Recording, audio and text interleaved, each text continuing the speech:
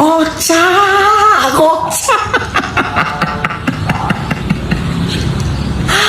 Pemerintah Provinsi Sumatera Utara dapat WTP dari BPK.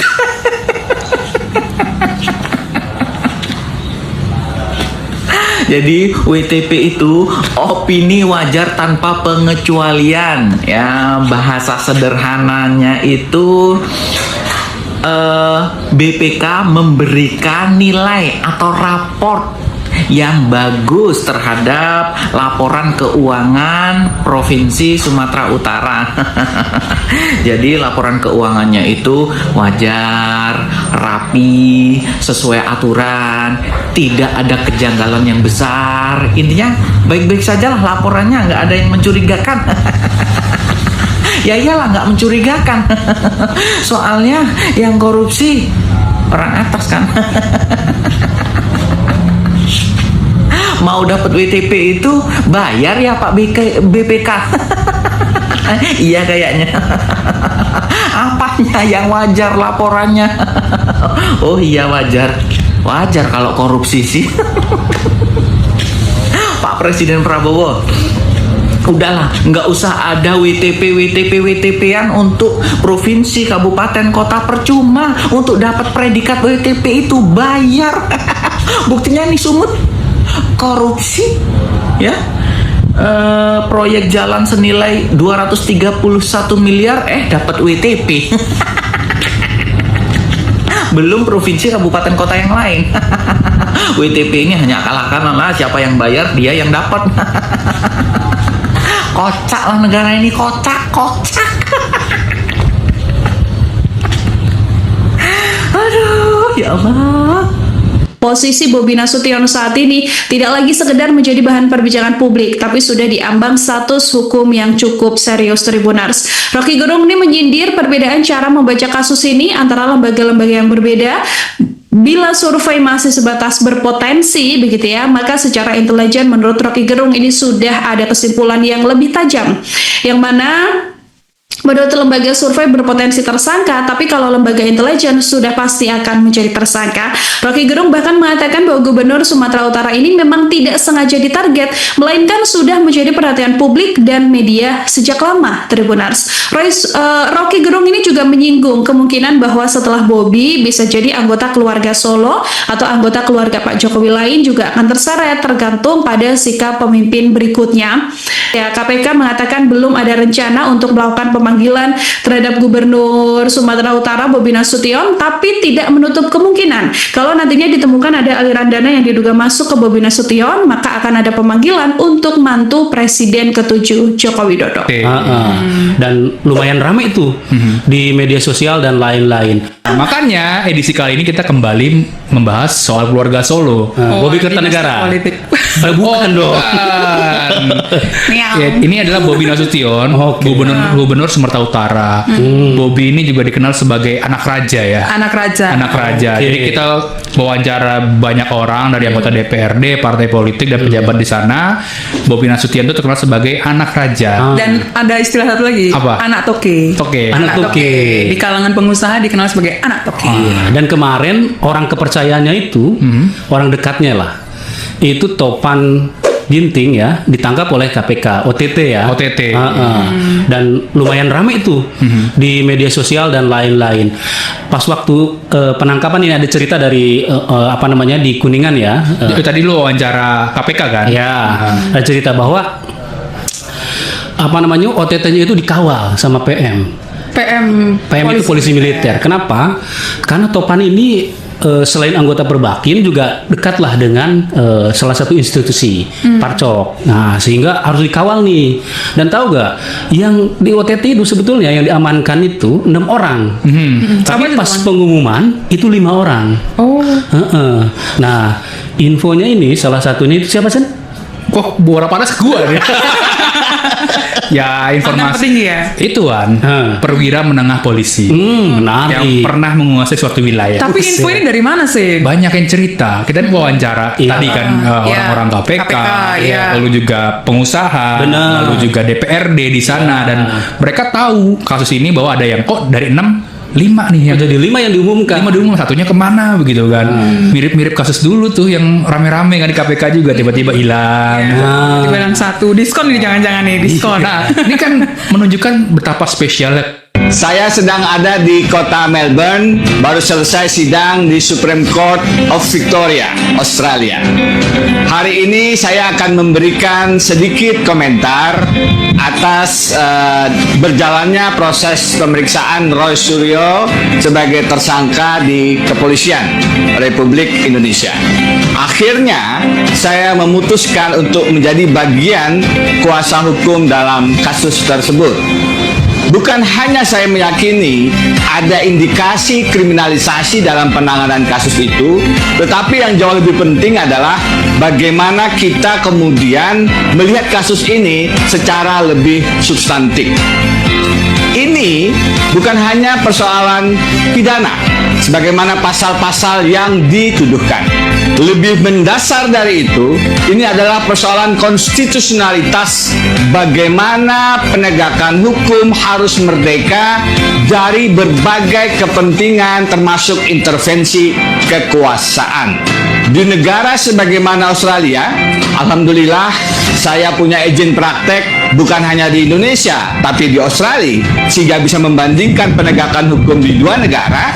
Di negara yang lebih demokratis sebagaimana Australia, kemandirian, kemerdekaan, kekuasaan kehakiman adalah prinsip yang dijaga dengan sangat teguh.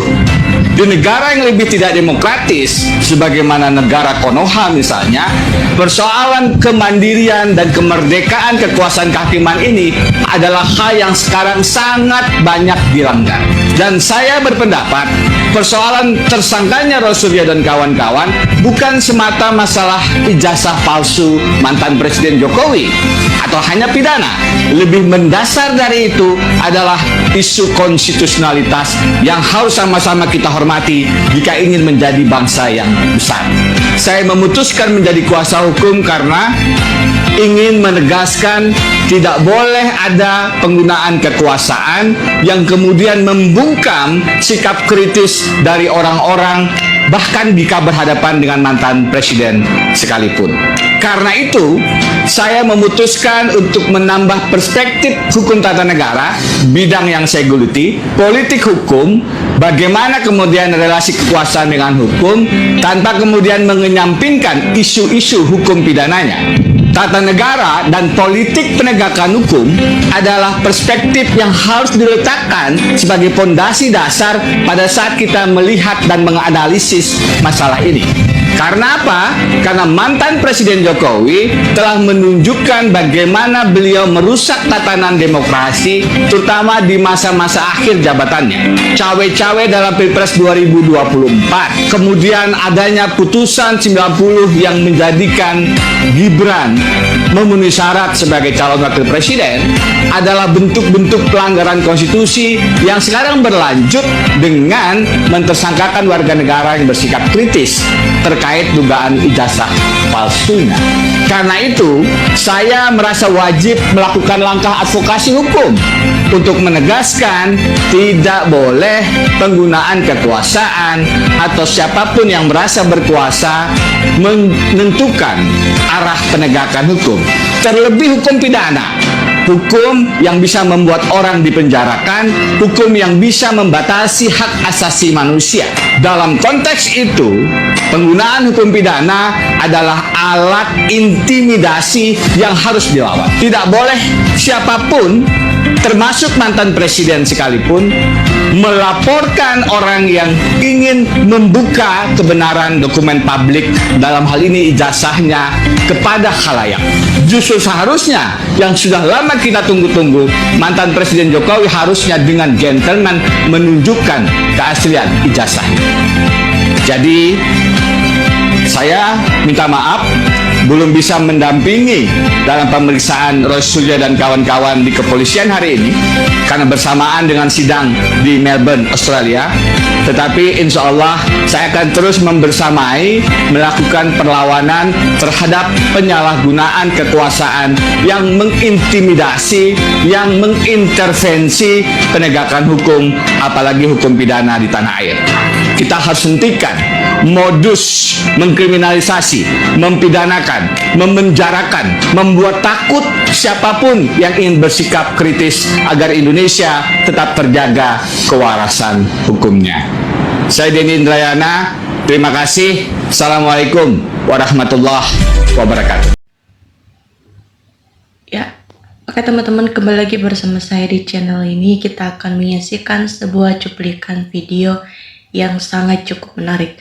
Nah, teman-teman, tadi sebelumnya kita sudah memahami dan sudah menganalisis tentang isi videonya.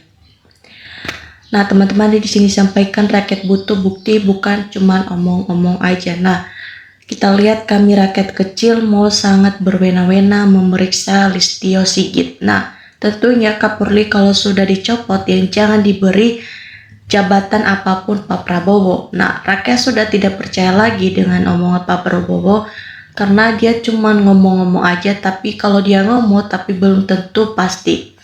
Nah, hukum di RI ini tidak berlaku kepada Slipiter atau Prilly Buhahori dan Jokowi. Nah, banyak kasus seharusnya simpel Pak Presiden, tetapi bertahun-tahun tidak ada penyelesaiannya. Ngomong berani eksekusi, takut ngomong aja terus eksekusi kagak. Nah, kita lihat Jaksa Agung dan Kapolri dicopot jasa, jangan diberikan jabatan. Nah, kenapa Pak Prabowo terlalu takut sama Jokowi, Bapak seorang presiden, jabatan tertinggi Indonesia ini? Dan rakyat tidak terkejut karena sudah menghendaki bahwa Bapak harus mencopot Listio Sigit ini. Tentunya negara pasti hancur karena jika pemimpinnya hasil curang, tetapi permainannya jahat kelompok bagi jabatannya. Nah, kita lihat bagaimana Mulyono seharusnya dicopot, bekerja bukan untuk bangsa, negara dan rakyat, melainkan bekerja untuk Mulyono dan keluarganya. Pak Prabowo harusnya tegas benar menggantikan Kapolri atau jangan hanya omong-omong saja. Kita pendukungmu menunggu kepastianmu. Jangan cuma omong-omong doang, mana berani hidup Jokowi dan hidup Jokowinya. Nah, tentunya kalau memang ijazah Jokowi itu asli, kenapa Kapolri yang menyita tidak berani buktikan? Sidang pembuktian CLC Solo itu sama aja Kapolri melindungi kebusuhan, kejahatan, dan pengkhianatan bangsa di negara Indonesia ini. Nah, tentunya di depan umum cuman omongnya menyenangkan, tapi di belakang umum berarti bukan kenyataannya. Nah, seorang pemimpin harus membela rakyat dan mensejahterakan rakyat Indonesia ini. Nah, kita hadir maju terus Pak Roy Suryo, maju terus pintar dan mundur demi menegakkan kebenaran, demi ditegakkan hukum Indonesia ini. Nah, kita lihat bagaimana kalau rakyat ini betap, kenapa nggak ditindak untuk para penegak hukum yang jelas punya kepentingan ada apa ini. Nah, kok diam rakyat cuman omong-omong nggak ada tindakan? Kami butuh bukti ketegasan atau seorang pemimpin, bukan cuman omong-omong presiden kok terbang pilih. Nah, ketika ada masalah kalangan pejabat aktif maupun non-aktif. Nah, seharusnya orang-orang yang sudah bersalah tidak ada masuk kabinet agar NKRI tidak ngadu terus. Nah, tentunya bagaimana jangan cuma Sigit dipecat, tapi semua geng Solo harus dipecat. Nah, biasanya kalau kita lihat tong kosong itu nyari bunyinya, betul gak sih?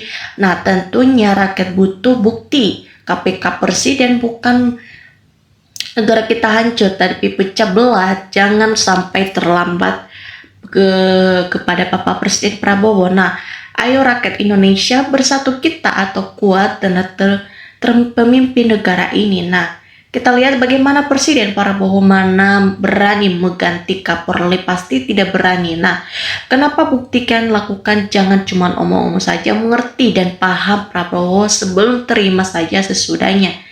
Rakyat butuh pemimpin yang jujur dan butuhkan rakyat adalah pemimpin yang aman.